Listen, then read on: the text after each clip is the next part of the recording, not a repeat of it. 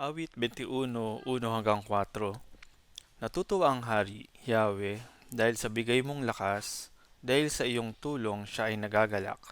Iyong ibinigay ang kanyang inaasam, pinagkaloob mo ang kanyang kahilingan. Nilapitan mo siya at lubos na binasbasan, dalisay na gintong korona sa ulo niya ay inilagay. Humiling siya ng buhay at iyong binigay ng mahabang buhay na magpakailanman.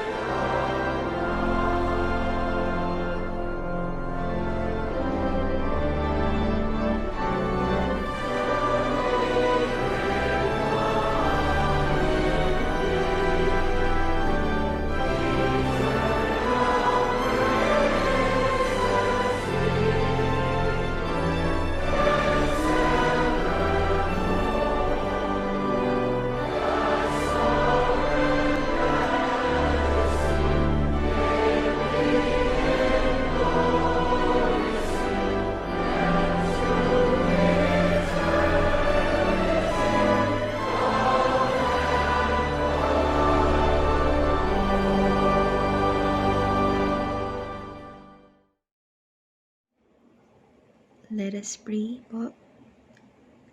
Lord, we magnify you today. We glorify you.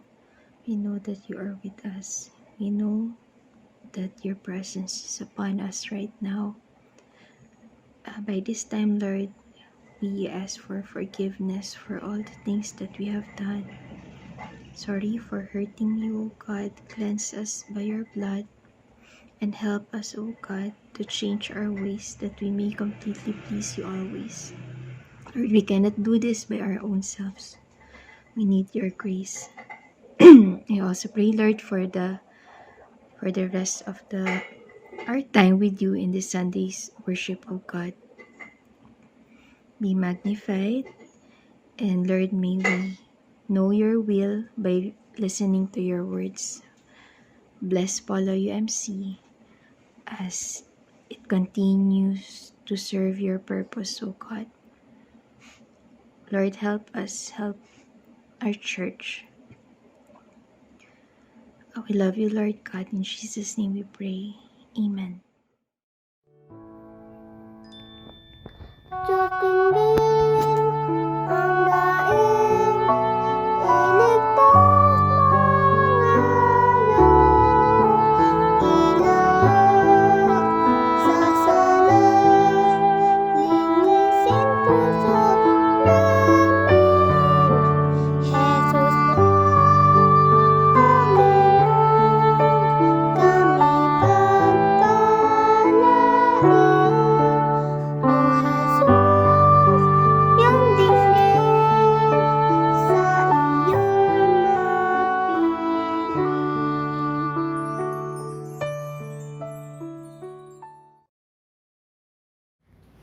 para po sa gutang pagbasa mula sa Awit chapter 22 verses 1 to 15. O Diyos ko, bakit mo ako pinabayaan? Sumisigaw ako ng saklolo, ngunit bakit di mo ako tinulungan? Araw-gabi tumatawag ako sa iyo, O Diyos. Di ako mapanatag, di ka man lang sumasagot. Ngunit ikaw ang banal na pinaparangalan, at sa Israel ikaw ay pinapupurihan. Ang mga ninuno namin nagtitiwala sa iyo. Sa iyo umaasa kaya sila'y iniligtas mo. Tumawag sila sa iyo at sa panganib ay nakawala. Nagtiwala sila sa iyo at di naman sila napahiya. Ngunit ako'y parang uod at hindi na isang tao, hinamak at pinagtatawanan ng kahit na sino. Pinagtatawanan ako ng bawat makita sa akin. Nilalabas ang kanilang dila at sila'y pailing-iling. Sabi nila, nagtiwala siya kay Yahweh, hayaang iligtas siya nito.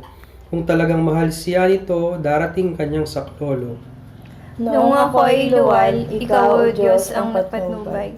Magmula sa pagkabata, ako iyong iningatan. Mula nang ako'y isilang, sa iyo na umaasa. Mula nang ipanganak, ikaw lang ang Diyos na kilala. Huwag mo akong lilisanin, huwag mo akong iiwanan, pagkat walang sasaklolo sa papalapit na kapahamakan. Akala mo'y mga toro ang nakapaligid na kalaban, mababangis na hayop na galing pa sa bashan. Tayo pong lahat, Bibig nila'y nakabuka, parang mga liyong gutom. Umuungal at sa akin nakahandang lumamon. Parang natapong tubig, nawalan ako ng lakas. Ang mga buto ko'y parang nagkalinsad-linsad. Pinagharian ang dibdib ko ng matinding takot. Parang kandila ang puso ko, natutunaw, nauubos. Itong aking lalamunay, tuyong abo ang kagaya. Ang dila ko'y dumidikit sa aking ngalangala. Sa alabok, iniwan mo ako na halos patay na.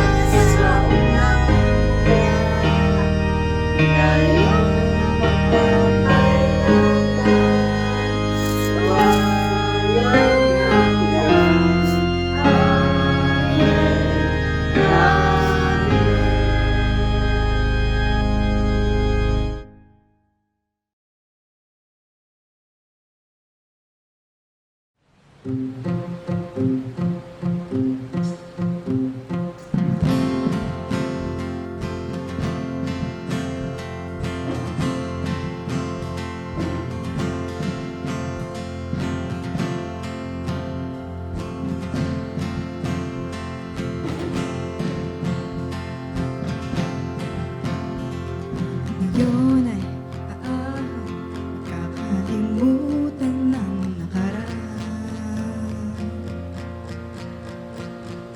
Dilim ng kahapon, sasantabi na at wakasan. Pagkat ang liwanag ng pag-ibig mo, ilaw gabay sa pagbabalik ko. Aawitin ang iyong katapatan at kadakilaan. Sasayaw sa saliw na lawak ng iyong pagmamahal. Tulad ng sa lalim ng kabutihan ng iyong hangarin. Ang lahat ng iyong mga anak babalik sa iyo, Ama.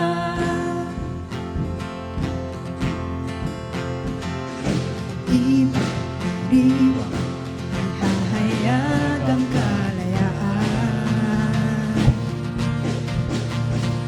Di papaalitin, di na muling magpapabihan.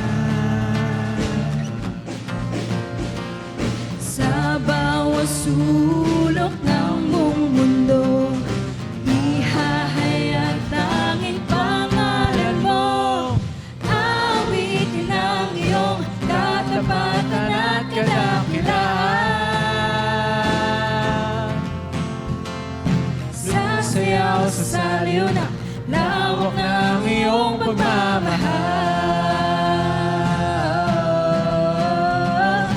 Lulundag sa lalim ng kabutihan ng iyong hangarin. Ang lahat ng iyong mga anak babalik sa iyo, Ama.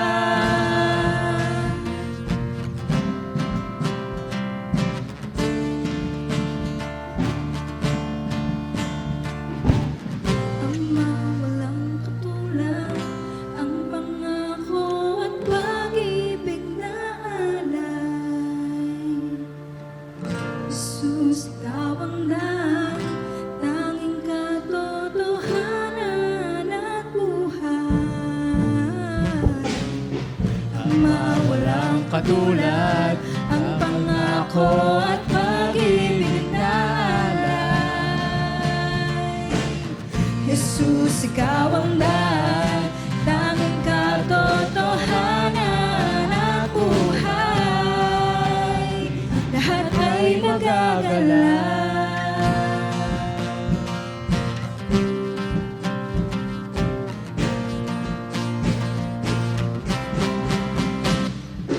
Awitin ang iyong katapatan at kadakilaan. Sasayaw sa saliw ng lawak ng iyong pagmamahal. Lulundag sa lalim ng kabutihan ng iyong hangarin. Kung ang lahat ng iyong mga anak babalik sa iyo, Ama. Babalik sa iyo, Ama. Babalik sa iyo, Ama. Babalik sa iyo, Ama. Babalik sa iyo, Ama. Yan, tayo magpuri sa ating Panginoon, sa ating dakilang Diyos. Yan, tara.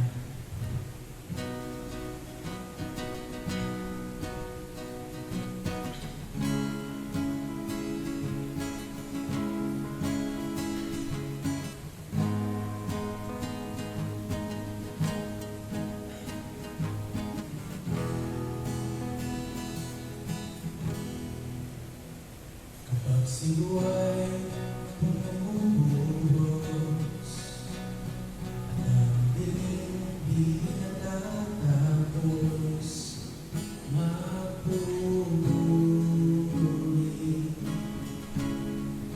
sa ngalan mo, Jesus. Sa piling mo ako'y payapa. Takot ay nawawala, aking kanluman. Pangalan mo, Jesus. Itataas mga kamay, pupuri alay.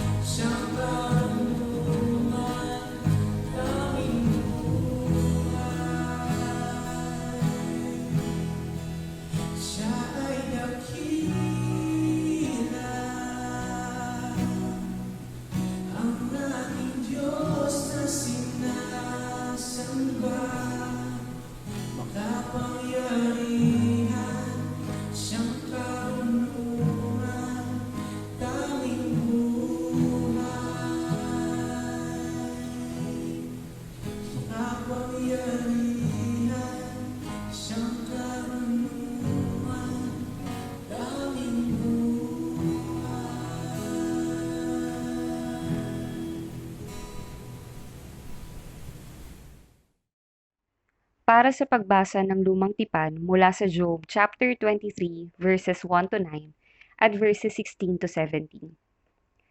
Nais ni Job na iharap sa Diyos ang kaniyang kalagayan. Ito naman ang sagot ni Job. Hanggang ngayon ay masama pa itong aking loob, bagamat ako'y nananangis, pinaparusahan pa rin ng Diyos. Kung alam ko lamang kung saan siya matatagpuan, pupuntahan ko siya sa kaniyang kinaroroonan. Iyaharap ko sa kaniya ang aking kalagayan at ilalahad kong lahat ang aking katwiran. Gusto kong malaman ang isasagot niya sa akin. Nais kong maunawaan ang kaniyang sasabihin. Gagamitin kaya sa akin ang lahat niyang kapangyarihan? Hindi.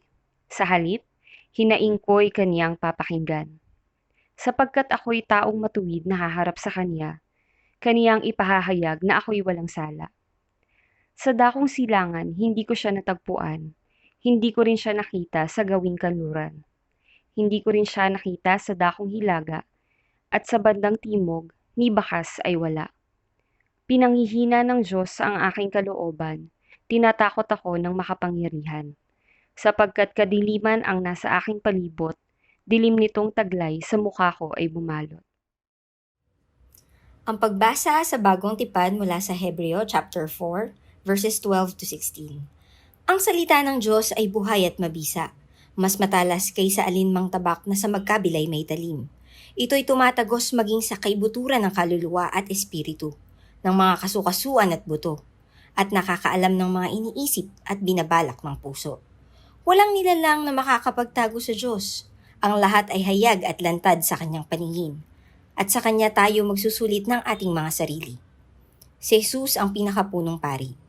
Kaya nga magpakatatag tayo sa ating pananampalataya dahil mayroon tayong dakilang pinakapunong pari na pumasok na sa kalangitan, doon mismo sa harap ng Diyos. Siya'y walang iba kundi si Jesus na anak ng Diyos. Ang ating pinakapunong paring ito ay nakakaunawa sa ating mga kahinaan sapagkat tulad natin, tinukso siya sa lahat ng paraan. Subalit kailanmay hindi siya nagkasala.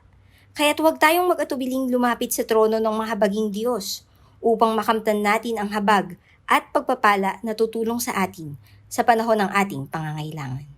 Salamat sa salita ng Diyos. Pagbasa ng Ebanghelyo mula sa Marcos Kapitulo 10, versikulo 17 hanggang 31. Ang lalaking mayaman.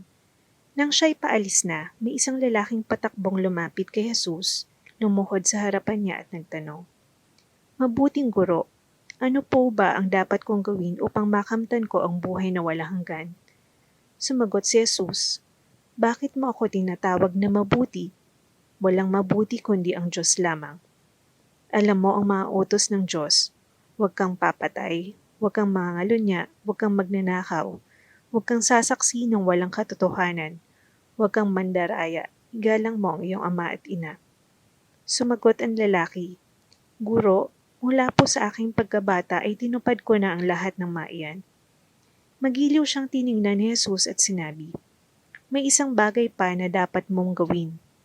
Ipagbili mo ang iyong mga ari-arian at ipamigay mo sa mahihirap at magkakaroon ka ng kayamanan sa langit. Pagkatapos, bumalik ka at sumunod ka sa akin." Nang marinig ito ng lalaki, siya'y nanlumo at malungkot na umalis sapagkat siya'y lubhang napakayaman.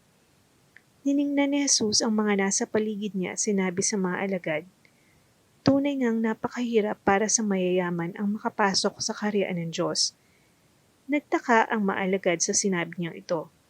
Ngunit muling sinabi ni Jesus, "Mga anak, talagang napakahirap para sa mga mayayaman na makapasok sa kaharian ng Diyos. Mas madali pang dumaan ang kamelyo sa butas ng karayom kaysa isang mayaman na pumasok sa kaharian ng Diyos." Lalong nagtaka ang maalagad kaya't nagtanong sila, "Kung gayon, sino pa kaya ang maliligtas?" Tiningnan sila ni Jesus at sinabi sa kanila, "Hindi ito kayang gawin ng tao, ngunit hindi ito imposible sa Diyos, sapagkat ang lahat ng bagay ay kayang gawin ng Diyos." At nagsalita si Pedro, "Tingnan po ninyo, iniwan na namin ang lahat at kami sumunod sa inyo." Sumagot si Jesus, "Tandaan ninyo, ang sino mang nag-iwan ng kanyang tahanan o mga kapatid, mga magulang, mga anak, mga lupain dahil sa akin at sa magandang balita, ay tatanggap sa buhay na ito ng 100 ulit pa ng mga iyon. Mga bahay, mga kapatid, mga ina, mga anak at mga lupain, ngunit may kalakip na pag-uusig.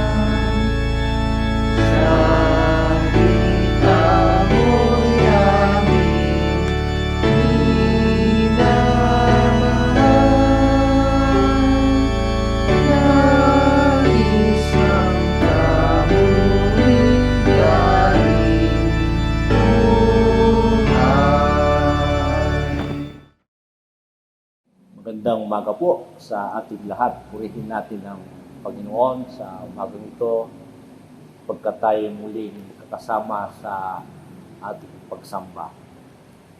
Purihin natin ang Panginoon sa mga sandaling ito sa kabila pa ng pandemya. Patuloy tayong nagpapatuloy na sumasamba sa pagitan ng online. Tayo po'y sumandaling manalangin. Panginoon, kami ay lumalapit sa sandaling ito upang hilingin namin ang iyong banal na gabay. Na habang kami ay sumasamba, hayaan mo ang iyong banal na Espiritu, ang siyang manguna, ang siyang gumabay, habang pinag-aaralan namin ang iyong mga salita. Hayaan mong magkaroon ng kapangyarihan ng mga salita mo sa aming mga buhay. Ikaw ang maging teacher, Panginoon. Bigyan mo ng katahimikan ng aming mga puso upang marinig namin ang sasabihin mo sa amin. Tulungan mo ang iyong mga anak na makikinig, maging kalakasan ito, at ang iyong anak na gagamitin na magpapahayag ng iyong mabuting balita.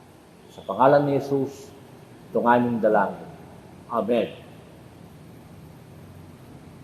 Itong ating teksto ngayon ay matatagpuan sa chapter 10 ng Book of Mark, mula dun sa 17 hanggang verse 31. Na sinasabi dito na mayroong isang lalaki who is obviously attracted to Jesus and wants to be one of his followers. Maaring nabalitaan niya si Jesus na siya ay mabuti, attractive, mapagbigay.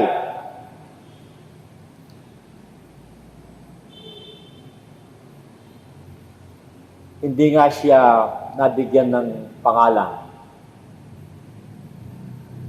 Pero meron siyang pangarap na makamtan ang buhay na walang hanggan. Narito ang magandang larawan ng paghahari ng Diyos. Maliwanag na naipahayag sa kwento ng mayamang lalaki. Nasa kanya ang lahat except eternal life. Gustong-gusto niya ito. Ngunit hindi kayang bitawan ng lahat upang mapa sa kanya ito. Na katulad ng isang unggoy o tiyonggo na natrap ang kanyang kamay nang mahuli siya dahil ayaw niyang bitawan. Kaya hindi siya nakalaya. Walang ibang daan upang makapasok sa kaharian ng Diyos. At alam din ni Peter at ibang mga alagad that this man was lovable. Maganda yung kanyang track record, yung kanyang moral. Ngunit may problema siya, hindi siya makapagpasya. Kaya nang sabihin ng ating Panginoon, ginawa mo na ba ang kautusan? Sabi niya, ginawa ko na po yan mula nung pagkabata ko. Yung hindi po ako nagnakaw, hindi po ako sumaksi sa aking kapwa ng masama, hindi naman ako nangaliwa. At marami pang iba. Kaya makita natin dito nang sabihin ng Panginoon, meron na lang isang kulang sa iyo. Ipagbili mo ang iyong kayamanan at bumalik ka sa akin at makakamtan mo ang buhay na walang hanggan. Pero nakakalungkot, napatunganga siya. Hindi siya napahimik. Siya ay tumalikod na lungkot na lungkot. Yes, Jesus would rather lose his possible follower than lower the standard for him. Indeed, there was no other standard. Kaya nung umalis ang lalaking malungkot, hindi niya hinabol, hindi niya ito inamo-amo, o sabihin niyang huwag ka munang aalis. Baka pwede pa nating pag-usapan. Iisip pa tayo ng ibang paraan. Pero sinabi sa Biblia, malungkot siyang tumalikod sapagkat siya'y lubhang napakayaman. At wala na tayong narinig tungkol sa lalaking ito at hindi natin siya masisi yun ang choice niya sa kanyang buhay. He was shocked by what Jesus had asked to do at makita nga natin nagmamadali siyang umalis at lumbay na lumbay. Alam naman natin sa mga Hudyo, wealth in general is signified God's grace and acceptability. Na gustong sabihin sa mga Hudyo, ang kayamanan ay ito ay tanda ng pinagpapala at ikaw ay accepted sa community. Pero kakaiba ang itinuro ng Panginoon. It's just opposite. Gusto nang sabihin, ito ay kabaligtaran. How difficult it is for a person who is attached to riches to enter into heaven. Ito yung sinabi ng ating Panginoon. At dinagdagan pa niya ng isang comical proverb na sabi niya, mas mahirap pumasok, mas madaling pumasok ang kamelyo sa butas ng karayon kesa sa isang mayaman na papasok sa buhay na walang hanggan. Jesus makes it clear that salvation comes from God and not from human effort or any accomplishment. Man must entrust it to God and might keep himself eternally. Ganun pala yun kapag pinagkatiwala natin ang buhay natin sa ating Panginoon. Siya mismo yung magtatago sa atin sa kanyang sarili na gustong sabihin dun sa eternal life. Ang binatang mayaman gusto niyang mapabuti. Kaya gusto nating maging ganap.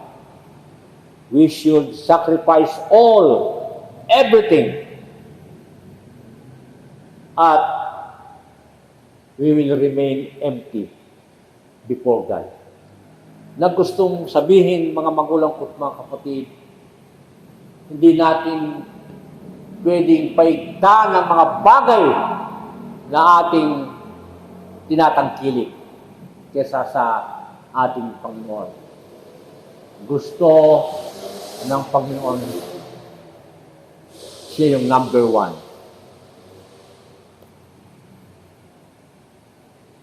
Kapag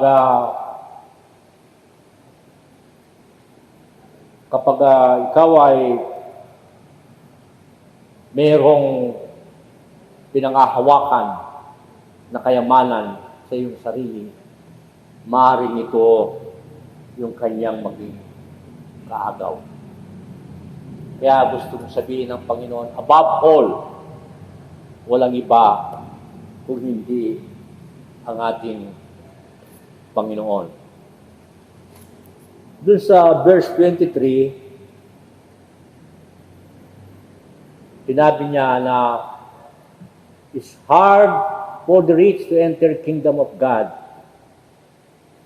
Indeed, impossible to help the help of God. Without the help of God. Nakakatukso talagang magtiwala tayo sa ating mga naipon o mga naitangka.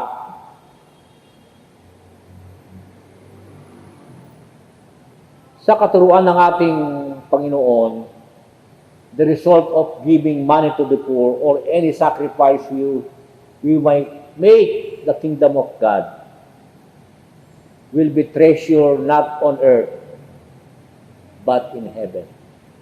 So sabihin pala kapag tayo ay tumulong sa mga mahihirap, mga magulang at mga kapatid, hindi naman ito nabibilang dito sa lupa kung hindi ito ay nalilista dun sa kanyang paghahari. Hindi katulad ng ikaw kunwari, ikaw ay nagkaloob ng malaking kayamanan sa gawain ng Panginoon, hindi gustong sabihin ibabalik ng Panginoon sa iyo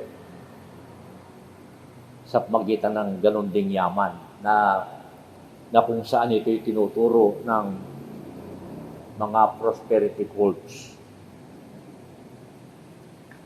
Alam niyo, dito sa 21st century, tayo ay lubog na lubog sa worldly kingdom. Ang standard ng hustisya, ang demokrasya, ang kalayaan, lagi tayong tinuturuan na mag-ipon ng yaman. Mula sa pagkabata, tayo ay nakukondisyon na maging wealth producers. Kaya paglaki mo, kailangan marami kang pera. Kaya na-produce natin mga leaders. Makita natin dito na ginamit ang pandemic para magsamantala. Mula dun sa swab test, 3,500. Pagbibili ng mga vaccine, PPE, at iba pang gamit na related sa COVID-19. Ang lahat na yan ay potential denial of kingdom of God.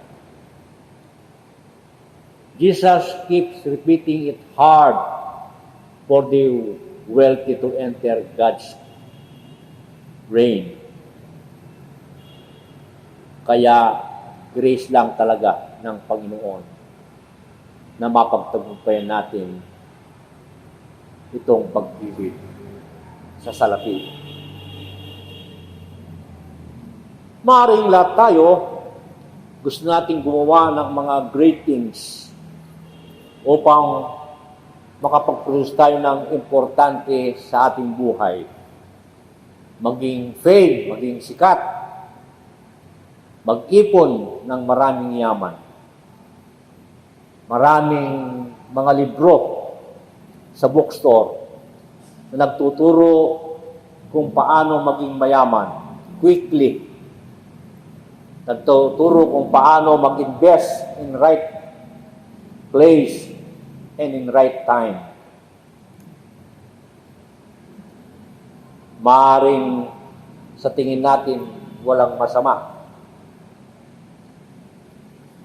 Minsan nagtatago tayo, gusto nating bumili ng mga lotto tickets, gustong magbakasakali na ikaw ay manalo.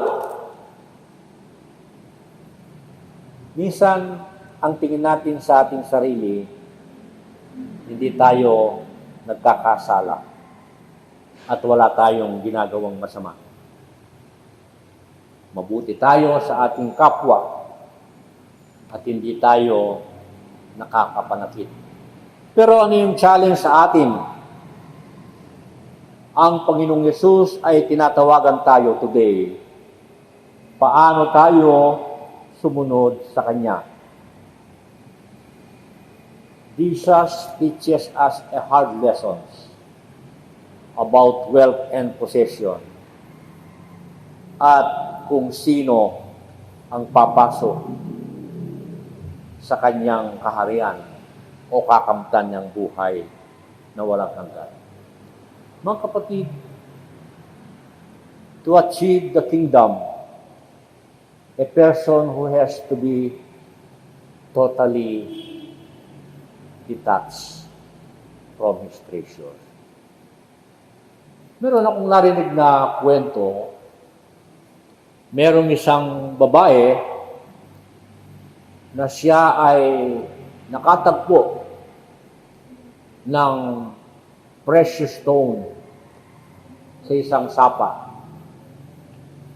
at itinago niya ito sa kanyang bag.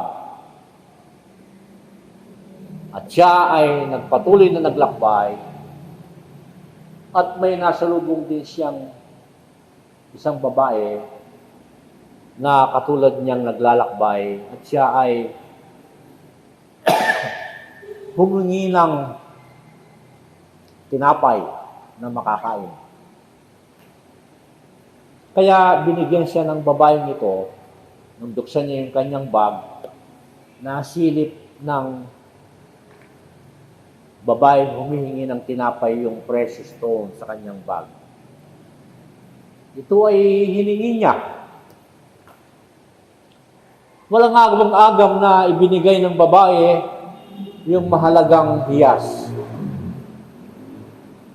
At sila ay naghiwalay sa kanilang paglalakbay.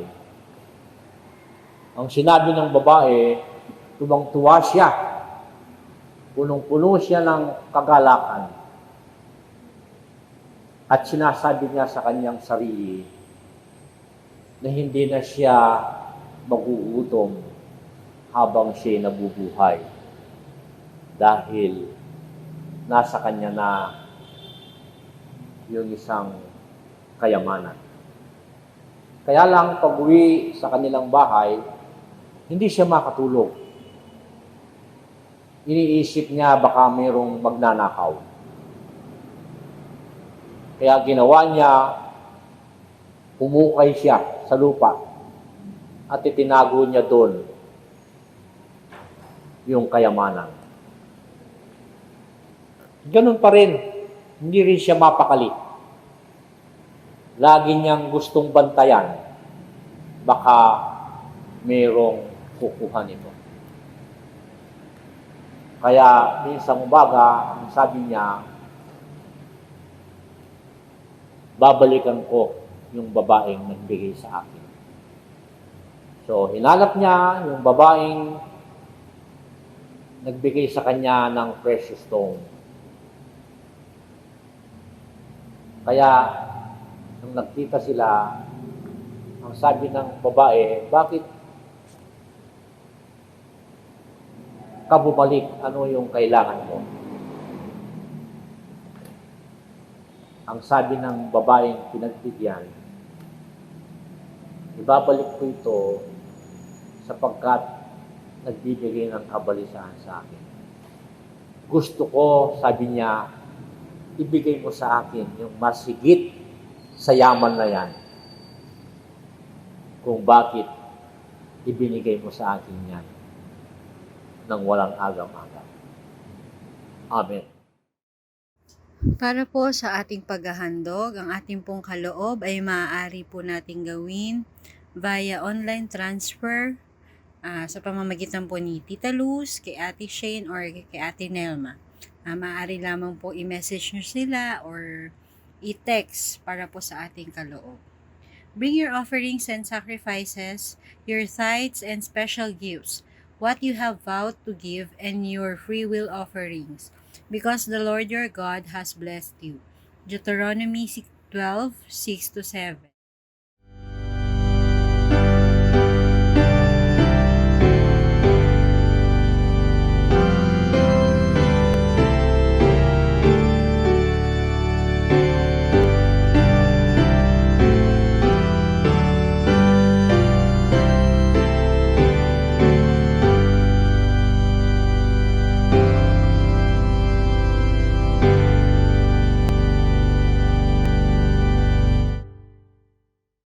Dakila naming Diyos, narito po ang aming mga handog bilang kapahayagan ng aming papasalamat sa iyo.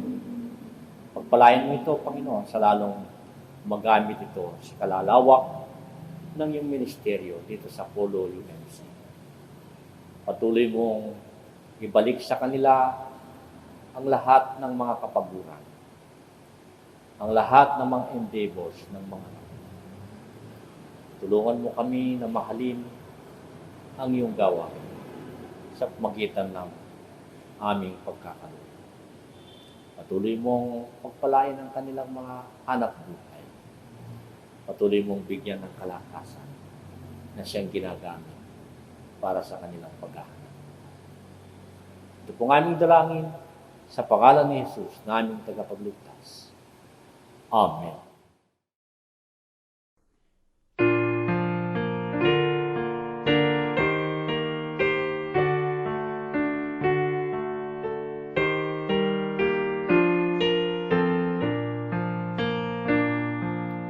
Be not dismayed, whatever betide, God will take care of you. Beneath His wings of love abide, God will take care of you. God will take care of you. Through every day or all the way, He will take care of you. God will take care of you. Through days of toil when heart doth fail, God will take care of you. When dangers fierce your path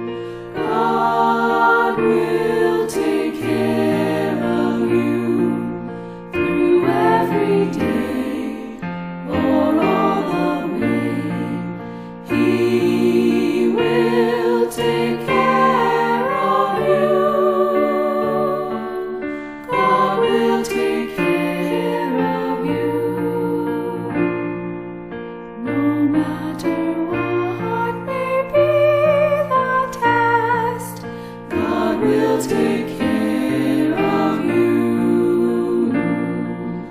Lean everyone upon his breast. God will take care of you. God will take care of you through every day or all the way. He will take care of you. God will take care of you.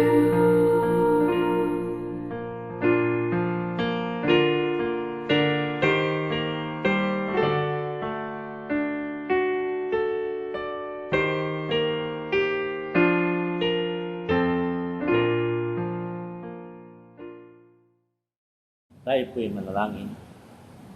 Dakila at mapagmahal naming Diyos, kami ay muling lumalapit sa umagang ito pagkatapos ng isang pagsamba namin ginawa sa iyo. Patuloy ka namin pinapupurihan at niluluwalhati sa mga bagong katotohanan na amin narinig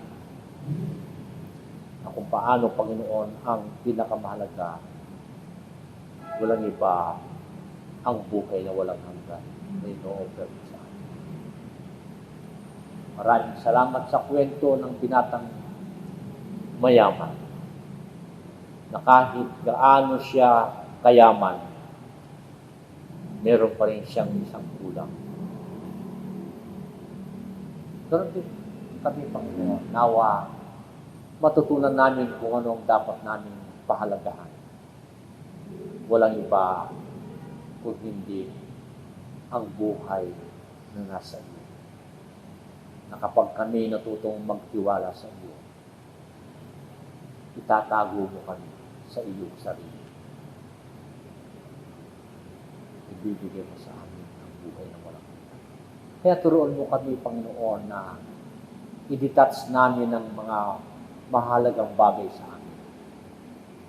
Alam namin mahalaga yan.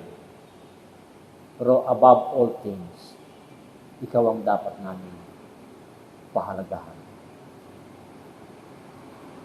Maraming salamat po, Panginoon, sa umagang ito, sapagkat pinalaya mo kami sa magitan ng kwento at katuruan na amin namin. Ngayon, Panginoon, dinadalangin namin ang mga anak mo na mayroong mga kaarawan. Mga anak mo magse-celebrate ng kanilang mga wedding anniversaries. Tunay nga po, Panginoon, sa iyo galing ang buhay. Kaya marapat lang namin ibalik na punong-puno ng pagpapasalamat. Wala kaming magagawa kung wala ka sa amin mga buhay. Kaya ang lahat ng meron sa amin, ito ay galing sa iyo. Patuloy mong pagpalain ng mga anak mo na magse-celebrate ng kanilang mga wedding anniversaries. Patuloy mong provide ang lahat ng kanilang mga pangangailangan. Patuloy na paglapitin ang kanilang mga puso. Magmahalan sila sa bawat isa. Nadalangin ko, Panginoon, ang mga mayroong mga karamdaman. Patuloy mo silang buuin upang sila ay gumaling. Kung paano mo pinagaling ang maraming mga may sakit ng unang panahon. Hindi ka nagbabago. Ikaw ang Diyos noon, ngayon, at magpakailanman. Panginoon, patuloy mo ipatong ang iyong mapagpalang kamay upang ibsan sila ng anumang kabigatan at makamtan nila ang kagalingan sa kanilang buong katawan. Nadalangin ko ang iyong mga anak dito sa Polo UNC mula sa mga magulang, mga lolo hanggang pinakabata. Patuloy mo silang ingatan at ilayo sa anumang mapaninsalang virus Kung hindi, Panginoon, balutin mo kami sa iyong banal na dugo. Nandalangin ko ang lahat ng mga organization. Panginoon, na nawa ay patuloy na itaas ang kanilang mukha sa iyo. Laging maranasan ng iyong biyaya, material man o spiritual man. Nadalain ko rin, Panginoon, ang mga nawalan ng mga mahal sa buhay. Patuloy kang magpakahayag. Lakatin mo sila upang maranasan nila na ikaw ang Diyos ng hindi nagbubuhay. Nadalain ko rin, Panginoon, ang mga anak mo nandun sa ibayong dagat. Doon yung tinalagaw pang magtrabaho. Patuloy mo silang hawakan, patuloy mong babantayan sa lahat ng oras upang magiging ligtas sila. At ano man ang mga layunin ay kanilang tatanggapin na magmumula sa iyo. Nadalain ko rin, Panginoon, ang mga technical person na sila yung tumutulong upang may sa katuparan ang online ministries. Huwag mo silang hayaang magsawa. Huwag mo silang hayaang mapagod. Kung hindi, bigyan mo silang laging kalakasan upang magpatuloy. Nandalain ko rin ang aking mga kamanggagawa. Si Ate Betuel at ang kanyang buong sambahin. Si Ate Meg at ang kanyang buong sambahin. Ang aming mga mahal sa buhay. Patuloy mong tulungan. Patuloy mong bigyan ng kalakasan upang hindi rin kami mapagod.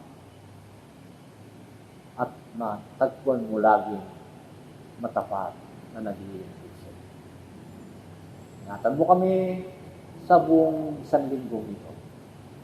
Nanawa hindi kami mahulog sa anumang bitag ng kaaway.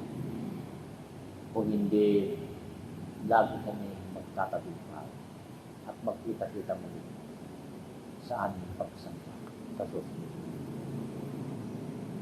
Ito po ang aming dalangin sa pangalan ni Jesus na aming tagapagligtas. Amen.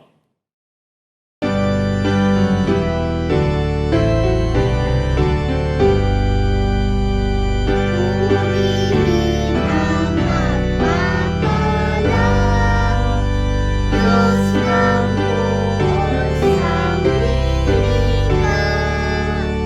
Purihin sa panamitan, ang anak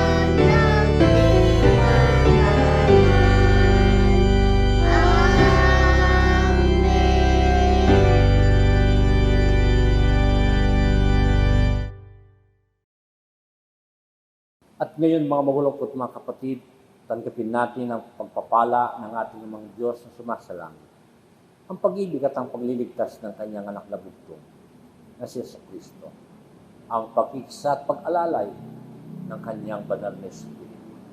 Sinawang manguna at tumatubay sa bawat isa sa inyo, magmula ngayon at magpasawalang hanggan. Amen.